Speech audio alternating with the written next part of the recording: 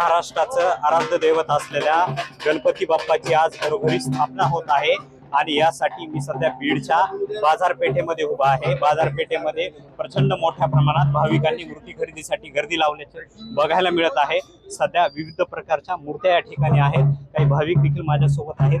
काय सांगा दादा, आज गणेशोत्सवाच्या निमित्तानं या ठिकाणी पारंपरिक पद्धतीनं गणेशाचं आगमन करण्यासाठी आम्हीच नाही तर पूर्ण महाराष्ट्र भारत हा सज्ज झालेला आहे। पारंपरिक वेशभूषेत गणरायाची शुभता घेऊन घरामध्ये जायचा, घरामध्ये सात्विक आणि स्वच्छ वातावरण निर्माण करायचं।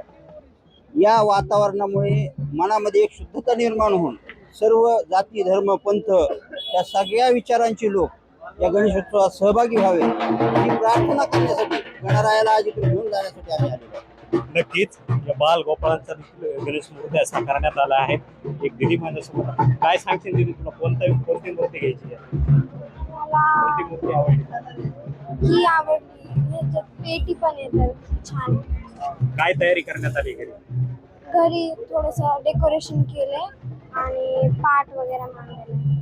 नक्कीच ज्या बाल गोपालांचा गणेशोत्सवामध्ये मोठ्या प्रमाणात सहभाग असतो, काही भक्त देखील माझ्यासोबत, काय सांगा आज अतिशय सुंदर वाटतंय आणि प्रफुल्लित असं वातावरण आहे। पाऊस पण आहे भरपूर आणि गणेशाच्या सगळ्यांना आशीर्वाद आहेत असं मला वाटतं। काय प्रार्थना करणार गणरायाच्या देखील शेतकरी सुखावा, शेतकऱ्याला भरभरून मिळावं एवढीच मी प्रार्थना करतो। नक्कीच बीड शहरामध्ये विविध प्रकारच्या मूर्त्या, सुरेख आणि सुंदर अशा मूर्त्या बघायला मिळत आहेत। आपण बघू शकता कशा पद्धतीच्या मूर्त्या आहेत आणि या ठिकाणी भाविक जे आहेत ते मोठ्या प्रमाणात गर्दी करताना दिसत आहेत।